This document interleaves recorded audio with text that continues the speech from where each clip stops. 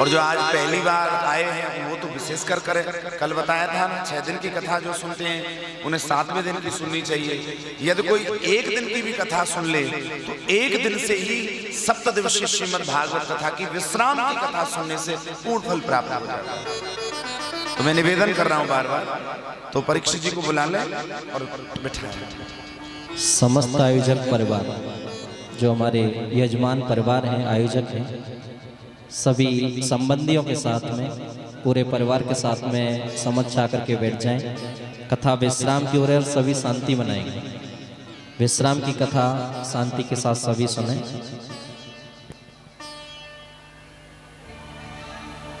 नित्यं मम कथा यत्र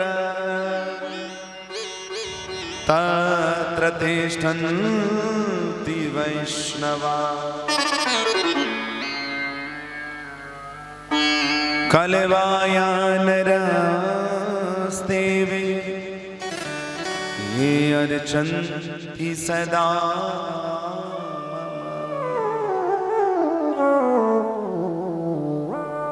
भगवान कहते हैं जहाँ मेरी कथा होती है, जहाँ मेरे भक्त बैठकर नित्यम मम कथा यत्र तत्र तिष्ठन्ति वैष्णवा, जहाँ वैष्णव मेरे भक्त बैठकर कथा श्रवण करते हैं। कलवायान रास्ते वे ये अर्चन्ति सदा मम। परीक्षित जी महाराज, वहां कलयुग नहीं आ सकता, कलयुग पैर भी नहीं रख सकता। आज हम यहाँ ऐसे माहौल में बैठे हैं, कलयुग की हिम्मत नहीं कि यहाँ अंदर प्रवेश कर जाए।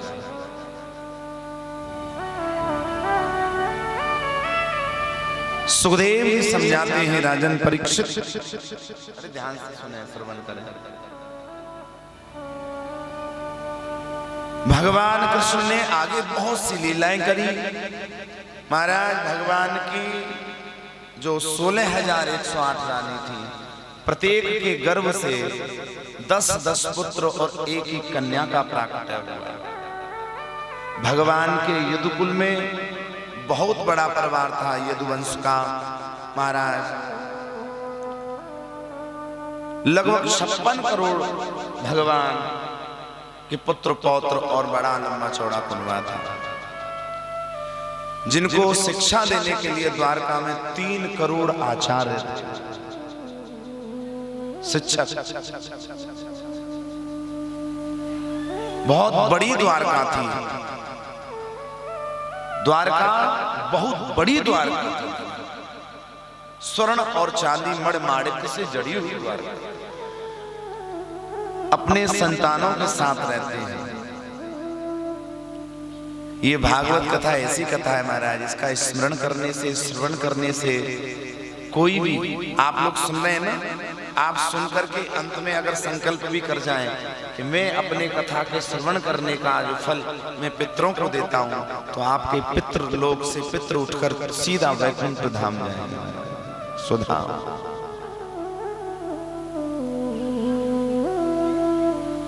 भगवान का एक पुत्र था, बहुत बड़ा आताताई था, जो जाम्बती का पुत्र था, सांब।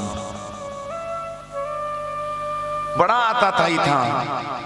एक बार यदुवंशियों को लेकर के,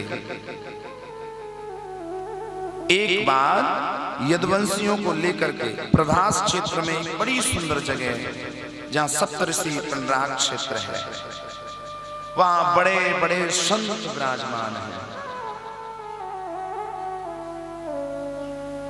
विश्वामित्रो असितः कन्वो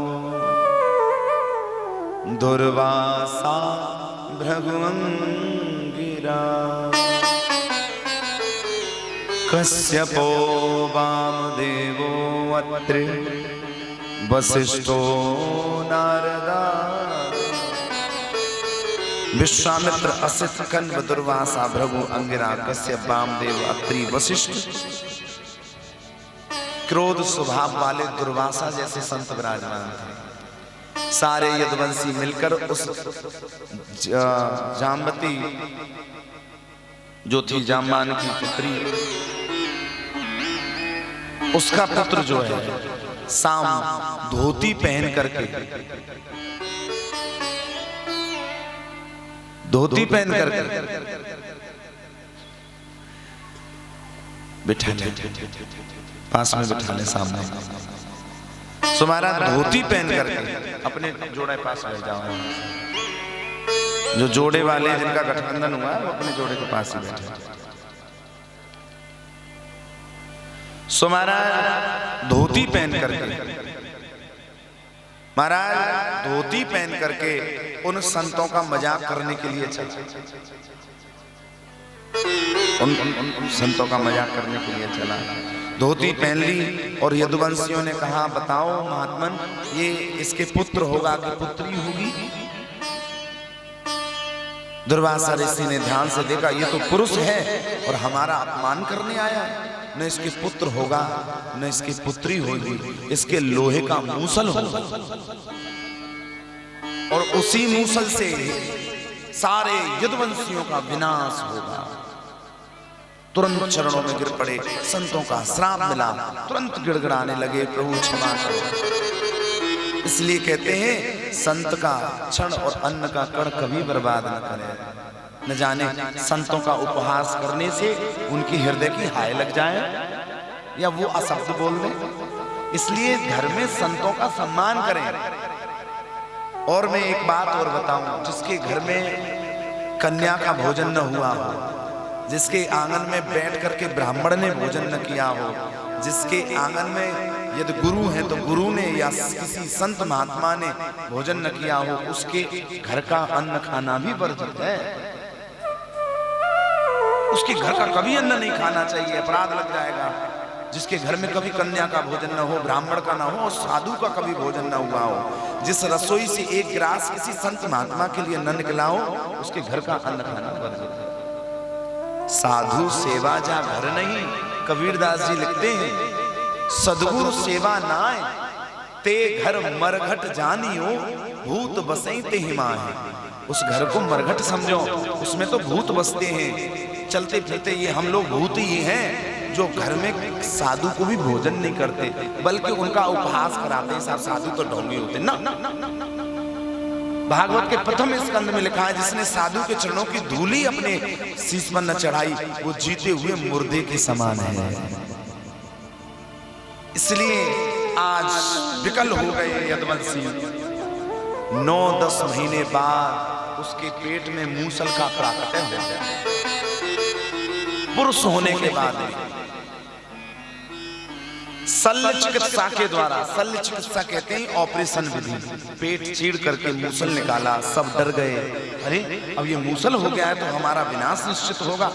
उस मूसल को यदुवंशी ले गए, महाराज समुद्र किनारे घिसने लग गए ताकि ये नष्ट हो जाए। लेकिन श्राप तो सत्य होगा ही। घिसते घिसते जो उससे तत्व निकल रहा था घिसने का, वो किनारे पर जमता गया। उससे एर का नाम की घास प्रकट हो गई, जिसे हाथी बड़े बड़े सरकंडे जैसे, और अंत में एक नुकीली कील बची। बोले इससे हमारा कुछ होगा नहीं, उसे समुद्र में फेंक दिया। उस एक मछली निकल गई और उसको एक जरा नाम का व्याधि मछली को जाल में फंसा कर घर ले आया। उस मछली को काटा, उससे एक नुकीली कील निकली। उस जरा नाम के व्याधि ने अपने बाण पर लगा ली। जानते हैं कौन है? पूर्व जन्म का सुग्रीव का भाई बाली।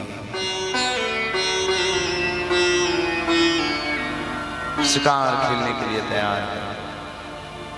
इधर एक बार मदरा पान करके यदुवंशी, महाराज यदुवंशियों को तो वैसे भी कभी मदरा नहीं पीनी चाहिए।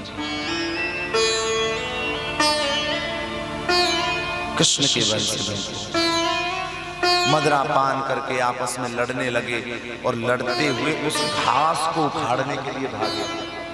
और जैसे ही उस घास को उखाड़ कर मारते, श्राप लगाता ना, वो उसी मूसल से प्रकट हुई थी। और घास उखाड़ी, तुरंत वो अस्त्र प्रकट हो गया। तन का सुध नहीं है कि हम क्या कर रहे हैं, आपस में हत्याएं करने लगे, मार। परीक्षित ने निवेदन किया भगवान सुखदेव से, हे गुरुदेव, कृष्ण के रहते कृष्ण के यदुवंशी आपस में मर रहे हैं, क्या कारण है? बोले एक बार की बात है, जब कौरव और पांडवों में युद्ध हुआ तो गांधारी 100 पुत्रों की चिता पर रो रही थी और कृष्ण को की तरफ उंगली करके कहा, तुम चाहते तो मेरे पुत्र बच सकते थे, मेरे रहते मेरे पुत्रों का विनाश हो गया। मैं श्राप देती हूँ, आपके रहते आपके यदुवंशियों का विनाश होगा, आप कुछ नहीं कर पाओगे। कृष्ण को उसी दिन का याद आ गई श्राप को, इसलिए भगवान ने हस्तक्षेप नहीं किया, आपस में लड़ करके मर रहे हैं। कृष्ण भगवान ने सोच लिया अब द्वापर खत्म होने वाला है और कलयुग आने वाला है, मैं धरती छोड़ूंगा। वहां उद्धव भी मौजूद थे, उस समय अर्जुन भी मौजूद। अर्जुन से कहा तुम मेरे अर्धांगिनियों को हस्तिनापुर ले जाओ। उद्धव से कहा तुम जाओ धर्म का प्रचार करना। बोले प्रभु आप चले जाओगे तो धर्म किसकी शरण में रहेगा। तो श्रीमद् भागवत कथा का ज्ञान दिया। ये श्रीमद् भागवत कथा उनको समर्पित करी।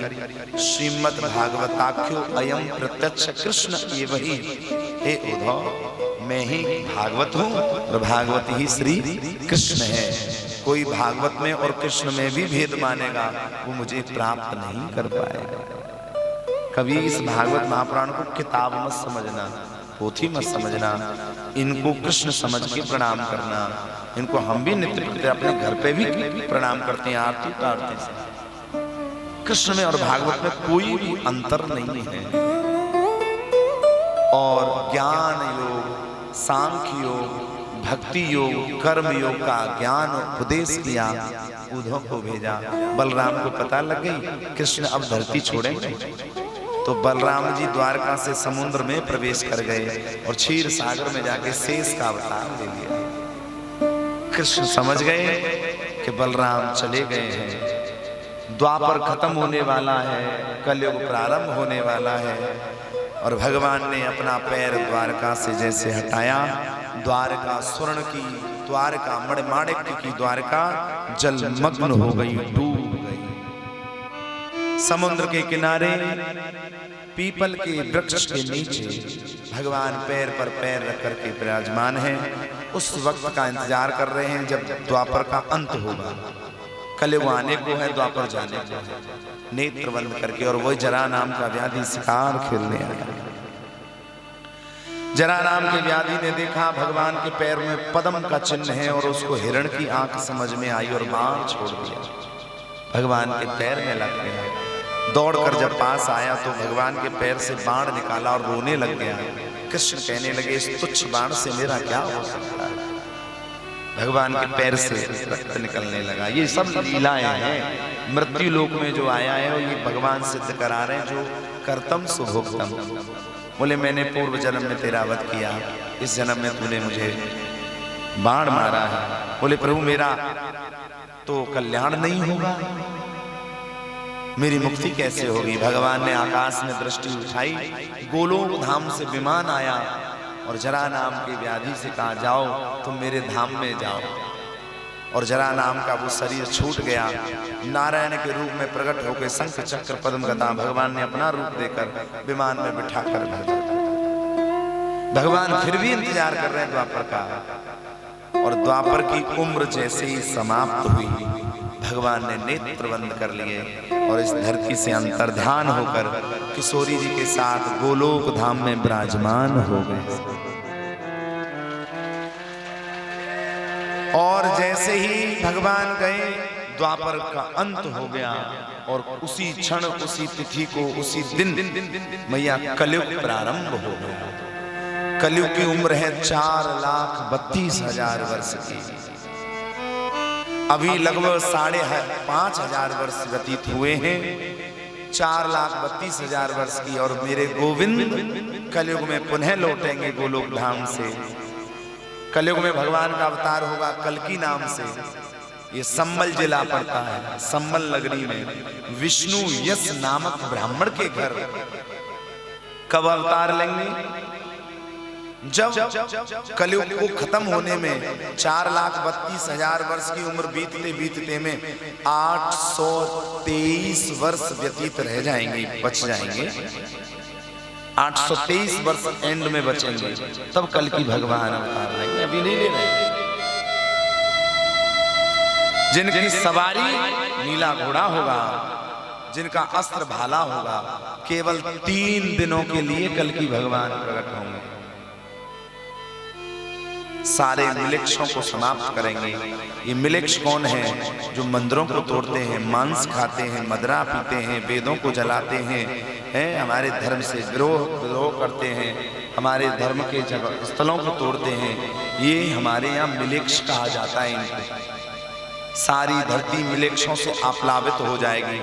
आप देखो तो सही, अब सब देशों में मिलेक्ष ही तो रह रहे हैं, भारतवर्ष में केवल हिंदू सिमट कर रह गया है। जब मिलेक्षों का बोलबाला हो जाएगा है तब भगवान आएंगे। और महाराज कलयुग में योगी की 40 वर्ष और भोगी मनुष्य की 30 वर्ष उम्र रह जाएगी। 30 वर्ष ही भोगी जिएगा साधारण व्यक्ति। जो योग में लगे रहेंगे वो खिंचकर 40 वर्ष। कलयुग में वेदों का क्रय विक्रय करेंगे और कलयुग में कन्याओं का क्रय विक्रय होगा। कोई किसी की बात नहीं मानेगा। अभी नहीं मान रहा है कोई किसी की, तब तो घोर कलयुग आ जाएगा। कलयुग में सब भ्रष्ट हो जाएंगे, राजाएं भ्रष्ट हो जाएंगे महाराज।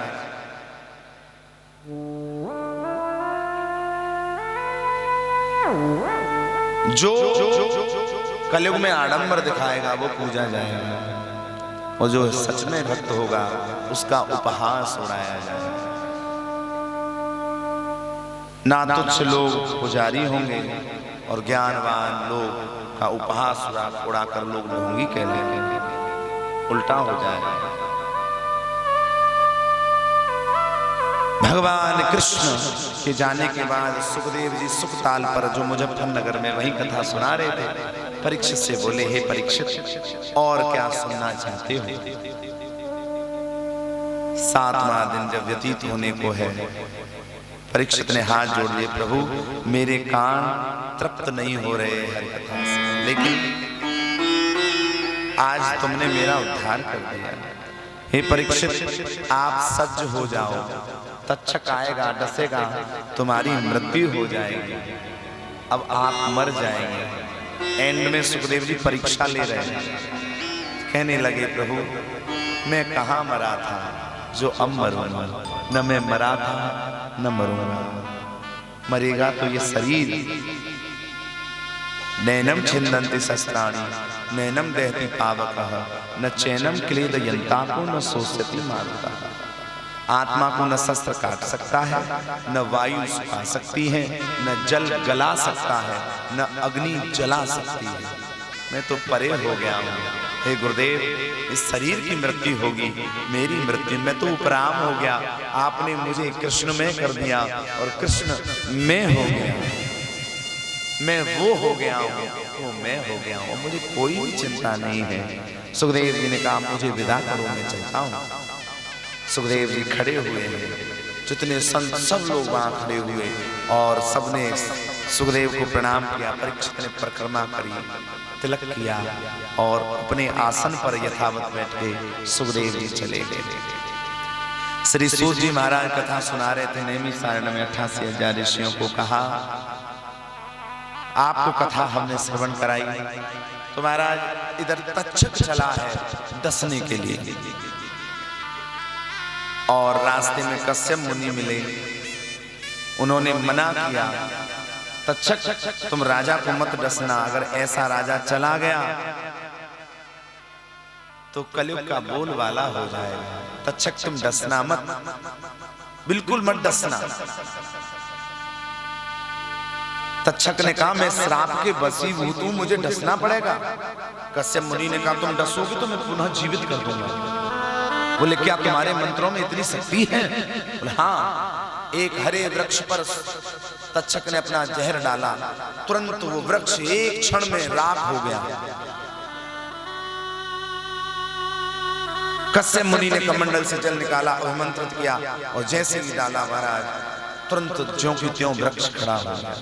तक्षक डर गया, ये तो जीवित कर देंगे। तक्षक ने कहा, यद परीक्षित की उम्र शेष है तो आप जीवित कर देना, पर मुझे तो डसना है, मैं श्राप के वशीभूत हूं। कश्यप मुनि ने ध्यान योग से देखा तो उसी दिन तक परीक्षित की आयु थी। ये संयोग थे। तो परीक्षित के द्वारा हम लोगों को ये कथा प्रदान करानी थी। परीक्षित न होते, परीक्षित का जन्म न होता तो 7 दिन की कथा का निवारण, 7 दिन में ही लोग कथा करवा देते। तत्क्षक गया, ध्यानास्थ उपराम हो गए परीक्षित जी, इस शरीर मन वाणी से परे हो गए, भगवान में स्थापित हो गए। तत्क्षक ने जाकर के डस लिया, परीक्षित की मृत्यु हुई। परीक्षित का पुत्र जन्मे जय हाय हाय चिल्लाने लगा, रोने लगा पिता के लिए। उसने बड़े बड़े विद्वानों को बुलाया, मैं ऐसा यज्ञ करूंगा जिससे सारी सर्प जाति को नष्ट कर दूंगा। सर्प यज्ञ करवाने लगा, एक एक सर्प मंत्रों से वशीभूत होकर हवन कुंड में। तक्षक को डर लग गया। तक्षक की मृत्यु नहीं है, तक्षक नाम का सर्प जाति अमर है, फिर भी उसे डर है। भय सबको होता है, भले ही अमर है, देवता अमर है, भय उनको भी होता है। इंद्र के पास गया, तक्षक का मित्र है इंद्र, बोले मेरी रक्षा करो, राज सिंहासन के पास जगह दे दी। ब्राह्मणों ने कहा तक्षक नहीं आ रहा है। बोले ऐसे कहां है तक्षक? ब्राह्मणों ने ध्यान योग से देखा, इंद्र के पास तक्षक। इंद्र ने शरण दी है, बोले देव मंत्रों का उच्चारण करो, इंद्र के सहित स्वर्ग को उठाकर भस्म कर दो। मंत्रों में देखो, मंत्रों के अधीन होते हैं देवता, और मंत्र किसके अधीन होते हैं? ब्राह्मण के। ब्राह्मणों ने जब मंत्र बोले तो स्वर्ग हिल गया, धरती से यज्ञ हो रहा है, स्वर्ग हिल गया महाराज। और जिस सिंहासन पर इंद्र बैठा वो सिंहासन खसकने लग गया। इंद्र घबरा गया, तक्षक से कहा मैं तुझे अपनी शरणागति से मुक्त करता हूं, स्वर्ग पर विपत्ति आ गई है। तक्षक घबराने लगा। ये बात पता चल गई, सुखदेव जी ने परीक्षित को कथा सुनाई थी, तो सुखदेव जी के पिता हैं वेदव्यास जी। भगवान वेदव्यास जी को बात पता चली, तुरंत यज्ञ रुकवाने गए।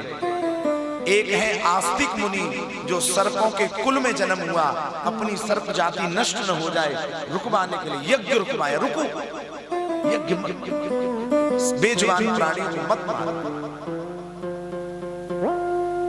इन बेजुबान प्राणियों को मत मारो।